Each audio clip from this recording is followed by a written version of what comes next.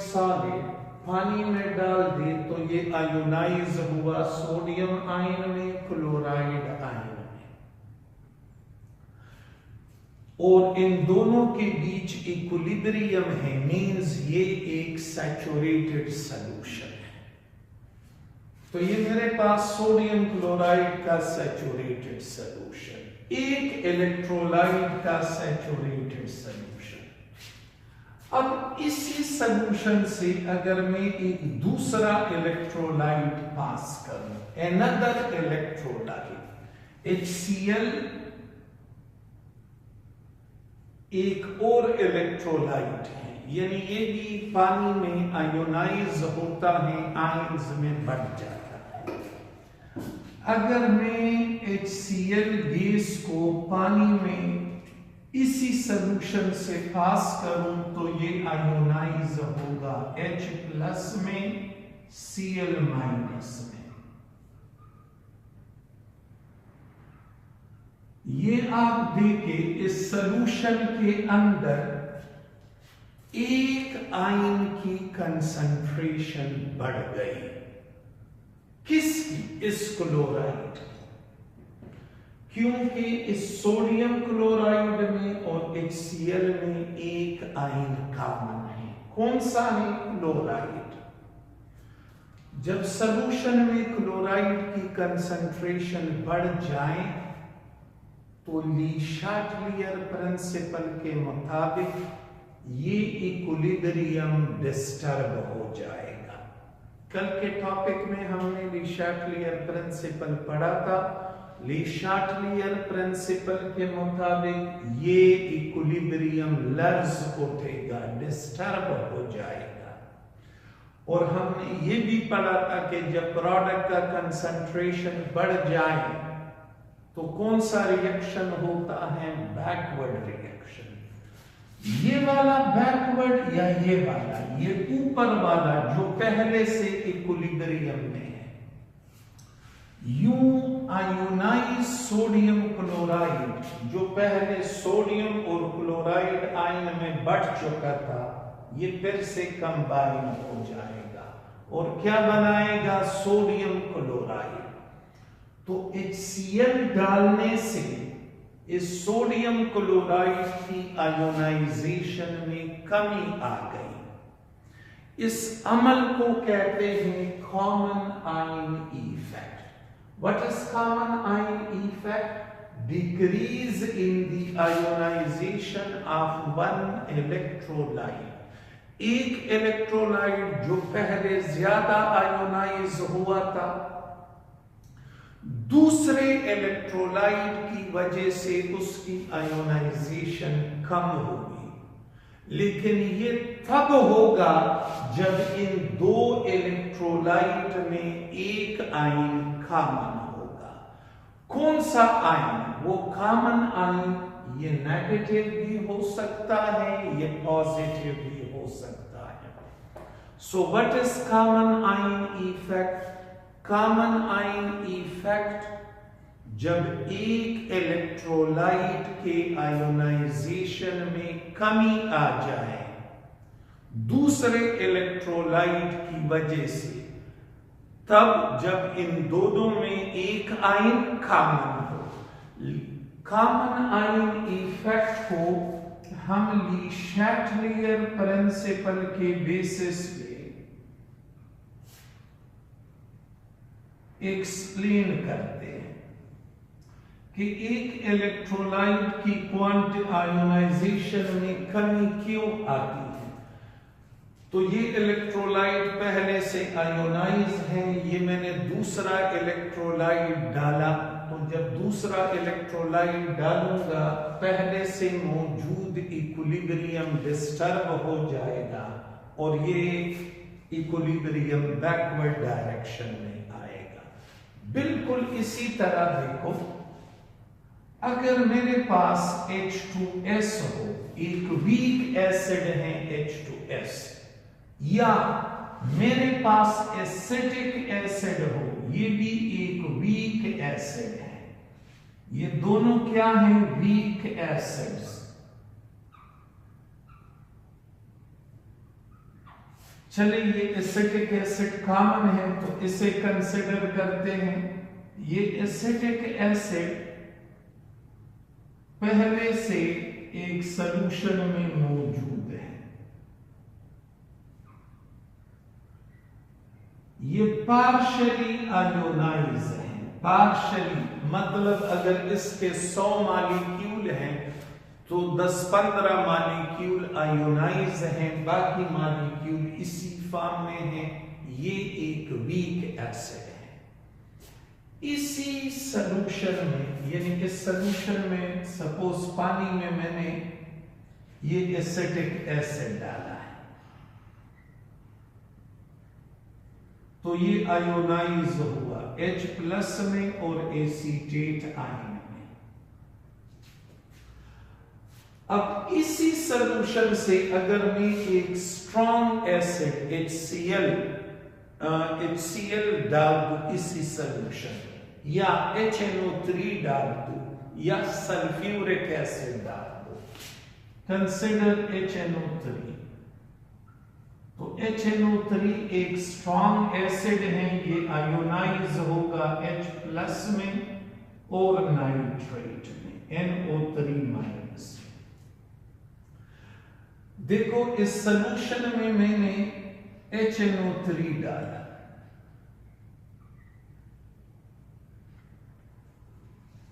Acetic acid और HNO3 में एक आयन कॉमन है विच इज H+। तो प्रोडक्ट का कंसंट्रेशन बढ़ गया। ली शार्टलियर प्रिंसिपल कहता है कि जब प्रोडक्ट का कंसंट्रेशन बढ़ जाए रिएक्शन किस डायरेक्शन में जाएगा? बैकवर्ड डायरेक्शन में। तो एसिटिक एसिड जो पहले ज्यादा आयोनाइज हुआ था HNO3 की वजह से इसकी आयोनाइजेशन कम हुई। अच्छा ये बात जहन में रखें कि ये वाला रिएक्शन बैकवर्ड डायरेक्शन में क्यों नहीं जाता? ये क्यों जा रहा है? इसकी 2 वजह हैं। पहली वजह ये कि ये इक्विलिब्रियम में है नहीं, जबकि ये इक्विलिब्रियम में है, एक वजह है। दूसरी वजह ये कि HNO3 एक स्ट्रॉन्ग इलेक्ट्रोलाइट है, जबकि एसिटिक एसिड एक वीक इलेक्ट्रोलाइट है। तो कमजोर जो होगा वो पावरफुल के सामने बीगी बिल्ली बन जाता है। वो ये एसिटिक एसिड HNO3 के सामने आयोनाइज होने की जुर्रत नहीं कर सकता। ये HNO3 को जू ही देखेगा तो ये सुकड़ जाएगा। स्ट्रॉन्ग इलेक्ट्रोलाइट की मौजूदगी में वीक इलेक्ट्रोलाइट आयोनाइज नहीं हो सकता। जो बात मैंने वीक एसिड के लिए बताई बिल्कुल वही बात वीक बेस के लिए भी, एग्जैक्टली वही बात वीक बेस के लिए भी। जैसे कि for weak base consider ammonium hydroxide. ये अमोनियम हाइड्रोक्साइड एक वीक बेस है। ये अमोनियम में और हाइड्रोक्सल आयन में यू चेंज होता है। ये मेरे पास सॉल्यूशन में अमोनियम हाइड्रोक्साइड है, अमोनियम हाइड्रोक्साइड। तो ये जब पानी में आएगा ये हमें अमोनियम देगा और साथ में हाइड्रोक्साइड देगा। अब इसी सॉल्यूशन में अगर हम अमोनियम क्लोराइड डाल दें NH4Cl, तो NH4Cl अमोनियम हाइड्रोक्साइड के मुकाबले में एक स्ट्रॉन्ग इलेक्ट्रोलाइट है। ये पानी में आयोनाइज होगा। It will give us ammonium ion and chloride. देखो सॉल्यूशन में किस आयन की कंसंट्रेशन बढ़ गई? अमोनियम की। तो ली शार्टलियर प्रिंसिपल कहता है रिएक्शन किस डायरेक्शन में जाएगा? बैकवर्ड डायरेक्शन में। जो पहले से अमोनियम हाइड्रोक्साइड आयोनाइज है, अब ये अनआयोनाइज हो जाएगा। यूं इसकी आयोनाइजेशन में कमी आ गई। किस वजह से? इस दूसरे इलेक्ट्रोलाइट की वजह से। इसमें और इसमें एक आयन कॉमन है। इस फिनोमेना को कॉमन आयन इफेक्ट कहते हैं। What is common ion effect? जब एक इलेक्ट्रोलाइट की आयोनाइजेशन कम हो जाए। किस वजह से? दूसरे इलेक्ट्रोलाइट की वजह से। कब होगा? तब होगा जब इन दो इलेक्ट्रोलाइट में एक आयन कॉमन होगा। कौन सा आयन? Positive negative AB1। ली शाटलियर प्रिंसिपल से हम कॉमन आयन इफेक्ट को एक्सप्लेन करते हैं।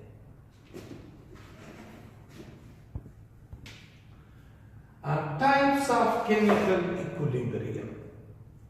इक्विलिब्रियम आप फिजिक्स में भी पढ़ते हो, वहां आप कहते हो इक्विलिब्रियम स्टैटिक है, डायनामिक है।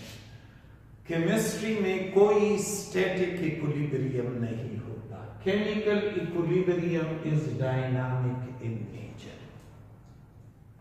और ये जो डायनामिक इक्विलिब्रियम है, इसकी दो किस्में हैं। एक को कहते हैं होमोजीनियस इक्विलिब्रियम, दूसरे को कहते हैं हेट्रोजीनियस इक्विलिब्रियम। होमोजीनियस इक्विलिब्रियम ऐसा इक्विलिब्रियम जिसमें रिएक्टेंट और प्रोडक्ट एक ही सिंगल फेज में हो, सारे के सारे गैसेस हो, जैसे कि N2+O2 गिव 2NO, सारे के सारे गैसेस हो या लिक्विड्स हो, जैसे कि एसिटिक एसिड ये लिक्विड है, अल्कोहल ये भी लिक्विड है, ये मिलके बनाते हैं एस्टर, ये एस्टर भी लिक्विड है, और वाटर ये वाटर भी लिक्विड है। सारे रिएक्टेंट और प्रोडक्ट सिंगल फेज में है। यहां गैसेस हैं, यहां सारे लिक्विड्स हैं। ऐसे इक्विलिब्रिया को कहते हैं होमोजीनियस इक्विलिब्रिया। और इसके लिए हम केसी वैल्यू कैसे लिखते हैं? Molar concentration of product divided by molar concentration of reactant. इसके लिए भी केसी बिल्कुल इसी तरह, molar concentration of product ester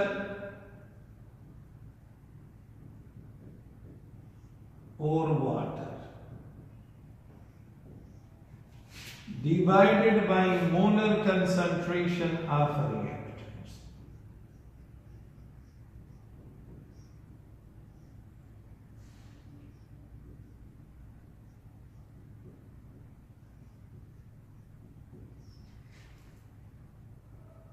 molar concentration of product divided by molar concentration of reactant।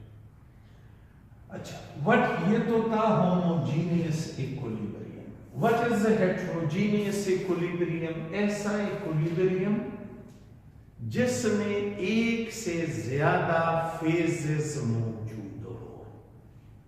देखो,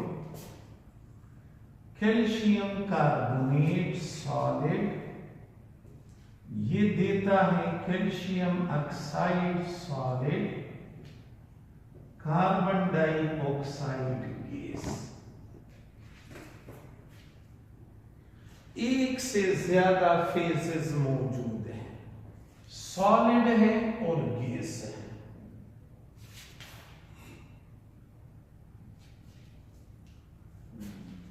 ये देखें, phosphorus solid plus chlorine gas give PCl3 liquid.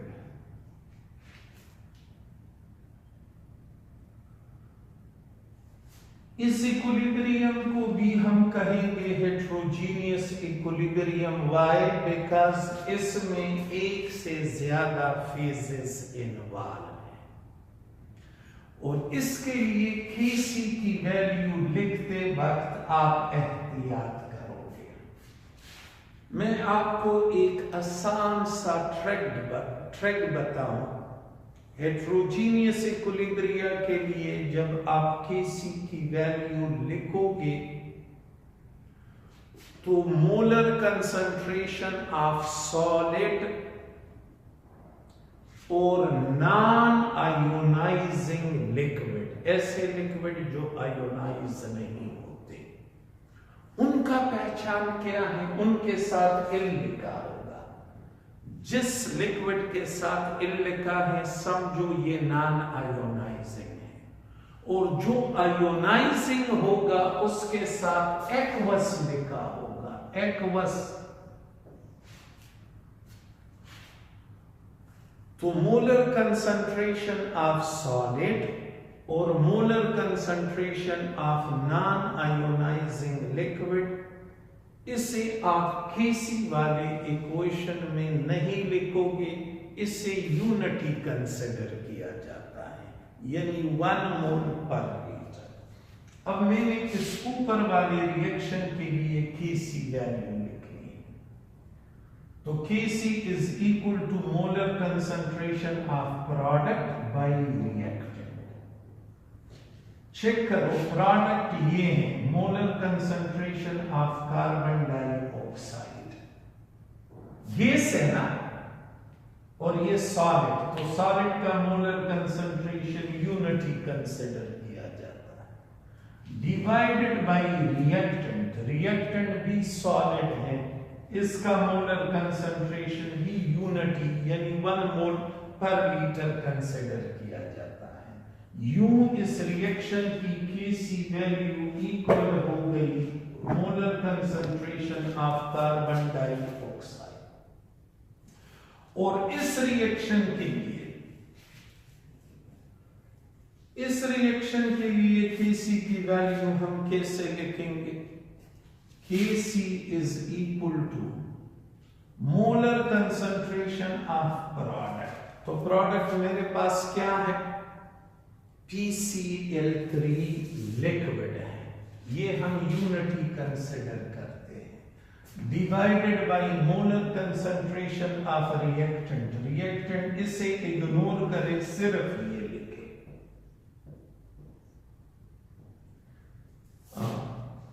Heterogeneous equilibria के लिए Kc की वैल्यू लिखते वक्त आपने ये एहतियात करनी है कि मोलर कंसंट्रेशन ऑफ सॉलिड और नॉन आयोनाइजिंग लिक्विड को नहीं लिखना है, सिर्फ 2 चीजें लिखनी है, one is gas and other is ionising liquid.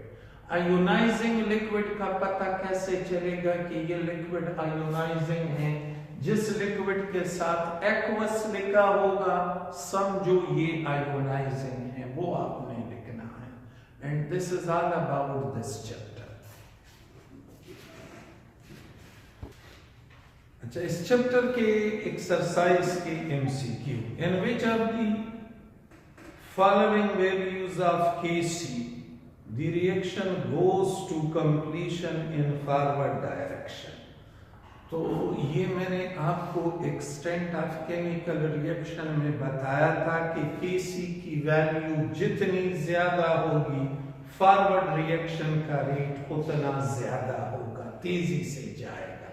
तो यहां पे आप देखें कि कौन सी Kc वैल्यू ज्यादा है, ये है ऑप्शन डी 10 पावर 30। अच्छा, दूसरा क्वेश्चन है, an appreciable amount of reactant and product is present in a reaction if its equilibrium constant value is. एक रिएक्शन में जो इक्विलिब्रियम की हालत में हो और हमारे पास प्रोडक्ट और रिएक्टेंट की अच्छी खासी मिकदार मौजूद हो। एप्रिशिएबल अमाउंट मींस अच्छी खासी मिकदार, यानी जितना ये है तकरीबन उतना ये भी है। ऐसी सूरत में केसी की वैल्यू हमारे पास कितनी आएगी? तकरीबन 1, यानी न तो ये बहुत ज्यादा है न बहुत कम है।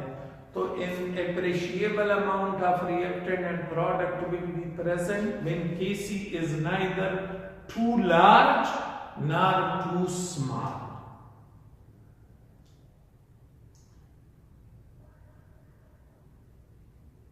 Option D. Consider the reaction.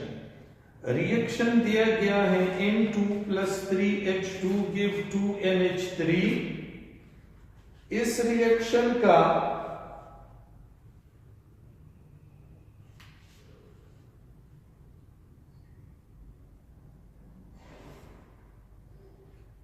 Optimum temperature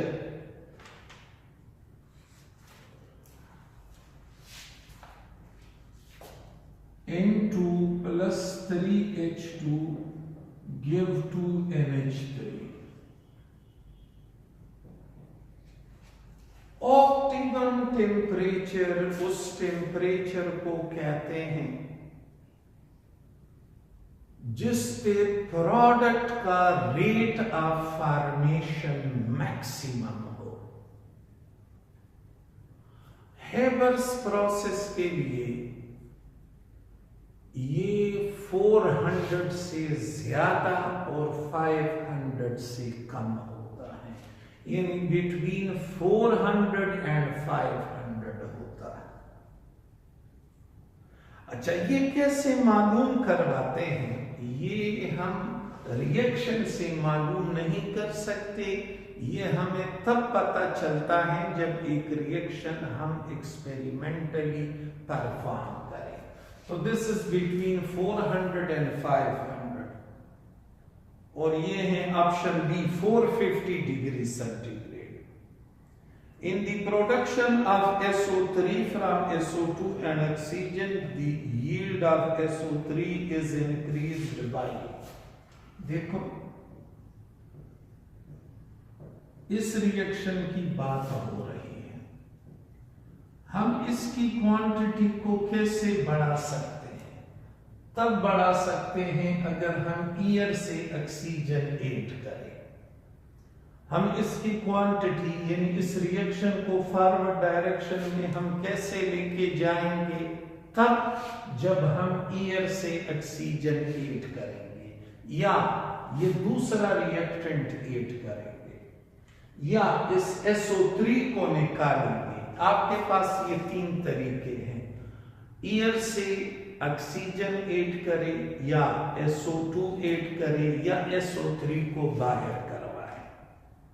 Increase in temperature, adding more SO2। ये अगर इसकी जगह पे ये होता तो भी सही। Le Chatelier principle applies to।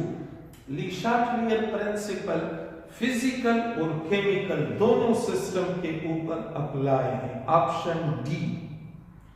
The units of Kc for this particular reaction, PCl5 give PCl3 plus Cl2,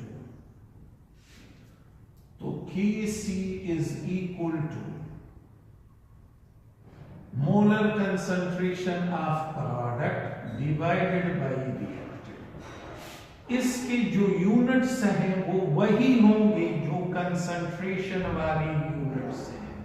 power delta N। What is this delta N? Moles of product minus moles of reactant। और concentration की units कौन से हैं? Moles per litre.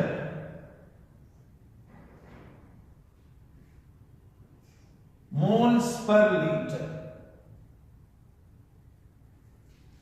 Delta n product के मोल है 2 जबकि reactant का मोल है 1, तो 2 - 1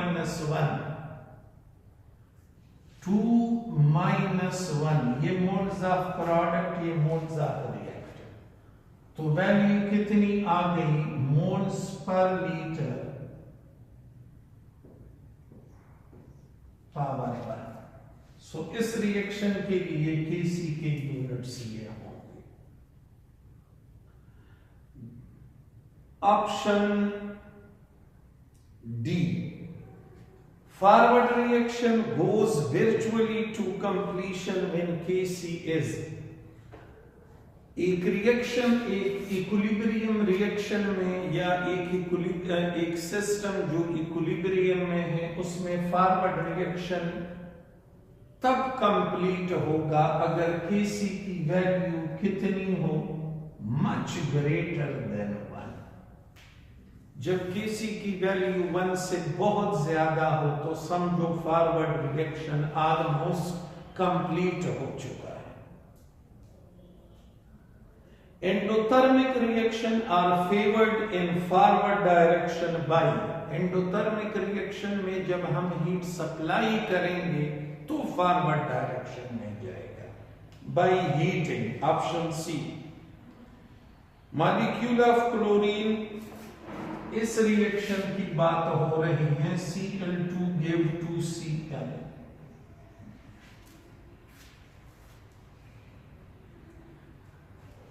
फॉरवर्ड रिएक्शन का एक्सटेंट बहुत ज्यादा है तो इसकी Kc वैल्यू बहुत ज्यादा होगी। फॉरवर्ड रिएक्शन का एक्सटेंट ज्यादा है तो इसकी जो Kc वैल्यू होगी वो बहुत ज्यादा होगी। This is because Kc of this reaction is very large. Option A. How much reaction is completed when Kc is equal to 1? जब Kc की वैल्यू 1 हो तो इसका मतलब है 50% रिएक्शन कंप्लीट हो चुका है। और बस MCQ नंबर 11 है, HCl when added to H2S solution, जब H2S सॉल्यूशन में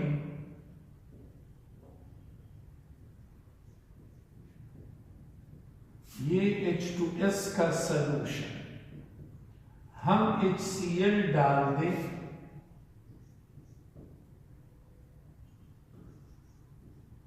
तो ये जो पहले से आयोनाइज है इसकी आयोनाइजेशन कम हो जाएगी due to common ion effect.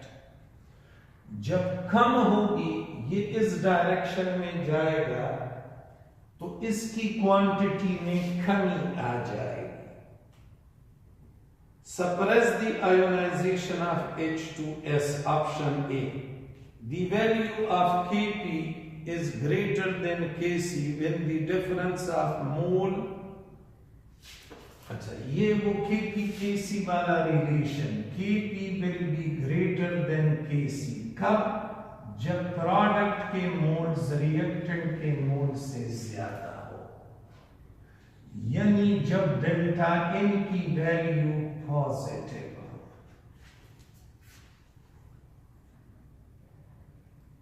What is this delta n? Moles of product minus moles of reactant when it is positive.